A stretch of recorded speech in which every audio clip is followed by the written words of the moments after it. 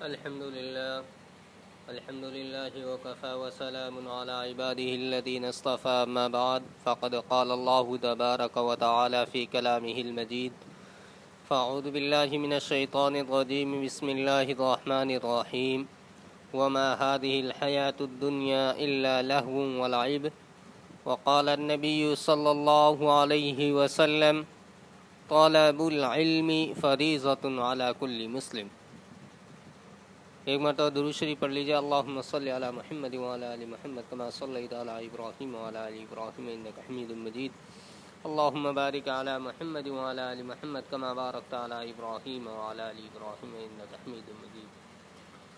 میرے محترم بزرگوں اور دوستو، اللہ رب العزت کا بہت بڑا احسان و کرم ہوا کہ اللہ رب العزت نے ہمیں یہ جمعے کا دن عطا فرمایا. یہ جمعے کا دن حدیث پاک میں بہت بڑی فضیلت والا دن ہے. قرآن پاک کے اندر بھی اس کے لیے آیت نازل ہوئی: یا ایھا الذین آمنوا اذا نودی للصلاة من یوم الجمعۃ فاسعوا الی ذکر اللہ وذروا البیع. یعنی جب جمعے کی اذان ہو جائے تو اس کے بعد خرید و فروخت کرنا حرام ہے. یہ اللہ رب العزت کا ہم پر بہت بڑا احسان و کرم ہوا. جمعے کے دن کے بارے میں آتا ہے کہ یہ سارے ہفتے کا سردار جمعے کا دن ہے. دراصل ہم سب کو جو بات کرنی ہے وہ بات کیا ہے اصل میں؟ طلب العلم فریضۃ علی کل مسلم.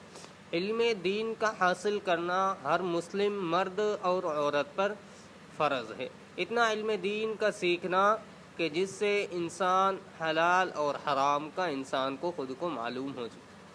آج کل جو ہم سب کے اندر جو ماحول بنا ہوا ہے وہ کیا ہے کہ ہم اسکول کی پڑھائی، کالجز کی پڑھائی، یونیورسٹی کی پڑھائی، ہم اس کو فخر کے طور پر ہم اس کو پڑھاتے ہیں، لیکن اسلام کے معاملے میں، دینی معاملے میں ہم اور ہمارا سارا علاقہ سب سے پیچھے ہے.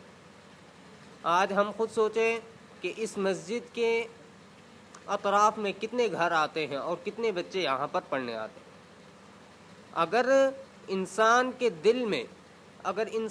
دل میں وہ خواہش ہوگی، وہ دین حاصل کرنے کی اگر خواہش ہوگی، تو اللہ رب العزت اس کے دل میں اس کی لگن کو دیکھتے ہوئے اللہ رب العزت اس کے دل میں وہ دین کو اتاریں گے.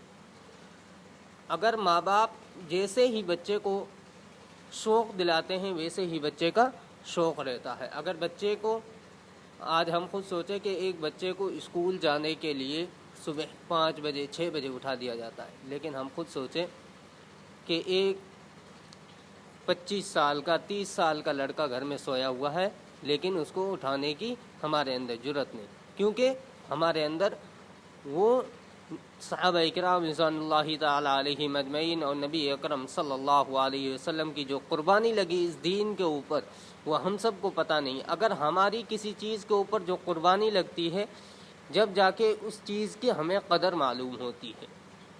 نبی اکرم صلی اللہ علیہ وسلم نے اور صحابہ اکرام رضوان اللہ تعالی علیہم اجمعین نے اس دین کو ہم تک پہنچانے کے لیے نہ جانے کتنی تکلیفیں اور مشقتیں برداشت کی، جب جا کے یہ دین ہم تک پہنچ پایا ہے. لیکن آج ہم جو ہیں اس دین سے باخبر، اسلام کی تعلیم سے باخبر، نمازوں سے باخبر، ہر ایک چیز سے ہم باخبر ہیں. اگر ہم اپنے دل کے اندر جس چیز کی لگن پیدا ہوگی اس چیز کے لیے اگر ہم سوچیں کہ صبح اٹھتے ہی ہم کو کام پر جانا ہے، انسان کی اگر خواہش ہوتی ہے وہ چیز انسان کرتا ہے. اگر انسان کی خواہش یہ ہو کہ میں صبح اٹھ کر فجر کی نماز پڑھوں گا تو اللہ رب العزت ایٹومیٹک اس کے آنکھ کھلا دیتے ہیں. لیکن ہمارے دل میں کیا ہے؟ اسلام کی کوئی تعلیم نہیں ہے. ہمارے دنیا میں ہمارا نام کیسے ہو؟ کل ہی میں نے حدیث شریف کے اندر پڑھا انسان کے دشمن جو ہے 4 چیزیں ہیں. دشمن کے اندر جو لفظ ہیں وہ 4 لفظ ہیں. ایک ہے دال، ایک ہے شین، ایک ہے میم اور ایک ہے نون. دال سے دنیا، انسان یہ سوچتا ہے کہ اس دنیا کے اندر میرا نام کیسے ہو، دنیا کی نظر میں بڑا ہونا چاہتا ہے. لیکن اللہ رب العزت کی نگاہ میں اگر کوئی انسان دنیا کی نظروں میں بڑا ہوگا وہ اللہ رب العزت کی نگاہوں سے گر جائے گا. انسان آج کل کا یہی سوچتا ہے کہ میں دنیا میں دنیا میں میرا نام کیسا ہو، میرا مکان کیسا ہو، صرف اور صرف انسان یہی سوچتا ہے۔ پھر دال کے بعد جو لفظ آتا ہے وہ ہوتا ہے شین۔ شین کا مطلب ہوتا ہے شیطان۔ شیطان ہمارا کھلم کھلا دشمن ہے۔ حضرت آدم علیہ نبینا علیہ الصلاۃ والسلام کو جنت سے کس نے باہر نکالا؟ صرف شیطان کے بہکاوے میں آ کر حضرت آدم علیہ نبینا علیہ الصلاۃ والسلام نے اس درخت کو جا کر چھوا۔ اللہ رب العزت نے ہمیشہ ہمیشہ کے لیے اس کو جنت سے نکال دیا۔ لیکن حدیث شریف کے اندر آتا ہے کہ اللہ رب العزت نے حضرت آدم علیہ نبینا علیہ الصلاۃ والسلام کو اس درخت کو چھونے سے منع فرمایا، لیکن شیطان کیا ہے، شیطان نے ورغلانا شروع کیا کہ اللہ رب العزت یہ نہیں چاہتے کہ تم ہمیشہ جنت میں رہو، اس لیے آپ کو اس درخت کو چھونے سے منع فرمایا۔ حضرت آدم علیہ نبینا علیہ الصلاۃ والسلام شیطان کے بہکاوے میں آ گئے اور اس درخت کو چھو لیا۔ اللہ رب العزت نے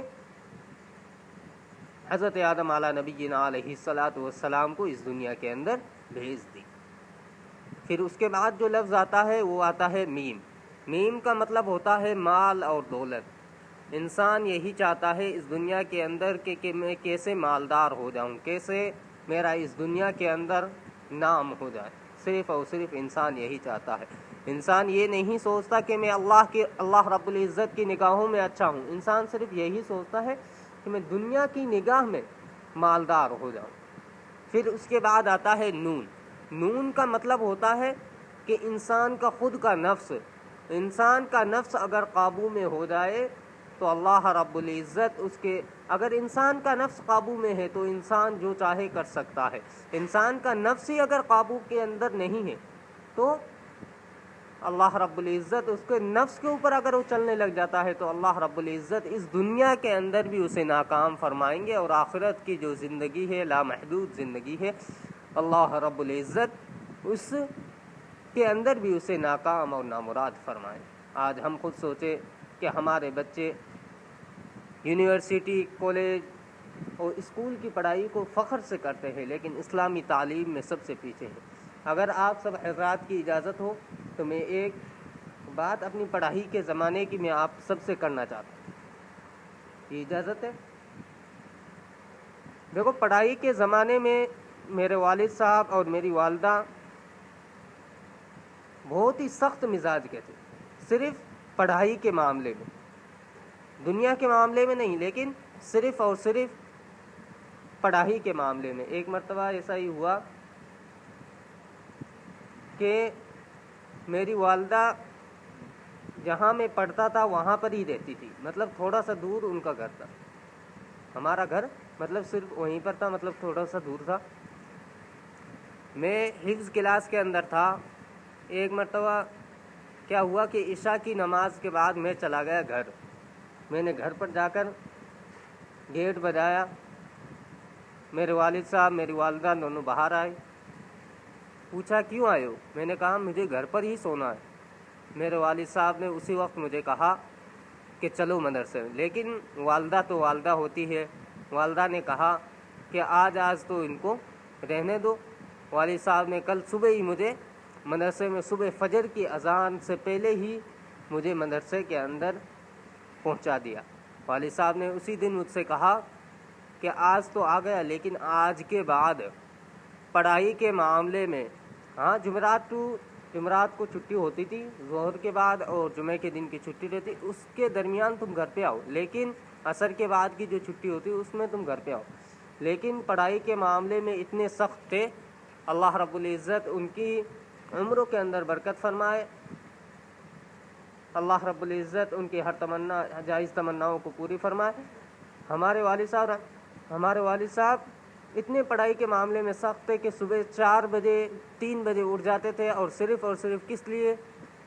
میرا سبق سنتے تھے، مجھے سبق یاد کراتے تھے، یہاں تک کہ میں آج تک اسکول کے اندر کبھی نہیں گیا۔ میرے والد صاحب اسکول کے اندر مجھے نہ لگن تھی، نہ والد صاحب نے مجھے کبھی اسکول میں بھیجا، نہ کبھی کالج کے اندر مجھے بھیجا، لیکن پڑھائی کے زمانے کے اندر اسی مدرسے کے اندر ایک ماسٹر صاحب آتے تھے جن کے پاس 1 گھنٹہ رہتا تھا ہندی انگلش کا. والد صاحب کیا کرتے تھے کہ وہی جو ہندی انگلش انہوں نے پڑھائی ہے عشاء کے بعد مجھے لے کر بیٹھ جاتے تھے اور مجھے وہی پڑھاتے تھے. آج اللہ رب العزت والد صاحب کی زندگی میں ان کی عمر میں برکت عطا فرمائے. میں نے اتنی ہندی اور انگلش سیکھ لی ہے کہ میں اس دنیا کے اندر کام چلا سکتا ہوں. آگے کی آخرت کی جو زندگی ہے وہ اصل جو زندگی ہے اس زندگی کے بارے میں والد صاحب نے سوچا. اس زندگی کے بارے میں حدیث شریف کے اندر آتا ہے کہ حافظ قرآن 10 ایسے خاندانوں کو جنت میں لے کر جائے گا جن پر جہنم واجب ہو چکی ہوگی. لیکن آج صرف اور صرف میں جو کچھ بھی ہوں یہاں پر آپ حضرات کے سامنے یہاں پر بیٹھا ہوں صرف اور صرف میرے ماں باپ کی دعاؤں کی وجہ سے. اگر شاید میرے والد صاحب اور میری والدہ اس ٹائم کے اندر اگر مجھ پر سختی نہیں کرتے، اس ٹائم کے اندر اگر مجھ پر سختی نہیں کرتے، پیار کا معاملہ کرتے، تو آج شاید میں آپ حضرات کے سامنے نہیں ہوں. یہ صرف اور صرف میرے ماں باپ کی قربانی کی وجہ سے. اگر وہ قربانی نہیں دیتے اور وہ مجھ پر شفقت کرتے رہتے اور تھوڑی بھی سختی نہیں کرتے تو آج شاید میں آپ حضرات کے سامنے یہاں پر نہیں ہوں. یہ صرف اور صرف ان کی قربانی کی وجہ سے اور ان کی دعاؤں کی بدولت آج آپ حضرات کے سامنے بیٹھا ہوں. مجھ جیسے گنہگار بندہ کا آپ حضرات کے سامنے صرف اور صرف یہی بس کہنا تھا کہ یہ جو پڑھائی کے معاملے میں والدین کو تھوڑا سخت ہونا پڑتا ہے.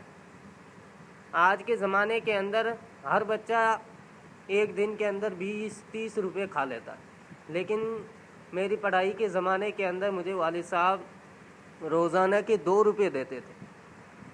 حفظ کا زمانہ تھا، 2 روپے روز کے ملتے تھے، لیکن والد صاحب کا ایک یہ بھی کہا ہوا تھا کہ جس دن تیرا پارا مکمل ہو گیا اس دن 20 روپے تجھے ملیں گے.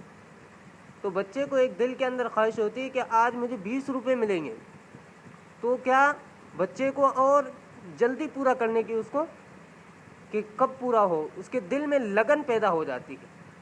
آج ہم آپ خود سوچیں کہ آج ہمارے بچے کو ہم دن میں کتنے روپے دیتے ہیں، اس حساب سے ان کو یہ سمجھائیں کہ اگر آپ مسجد میں جاؤ گے، آج کا سبق سنا کر آؤ گے تو آپ کو 5 روپے زیادہ ملیں گے.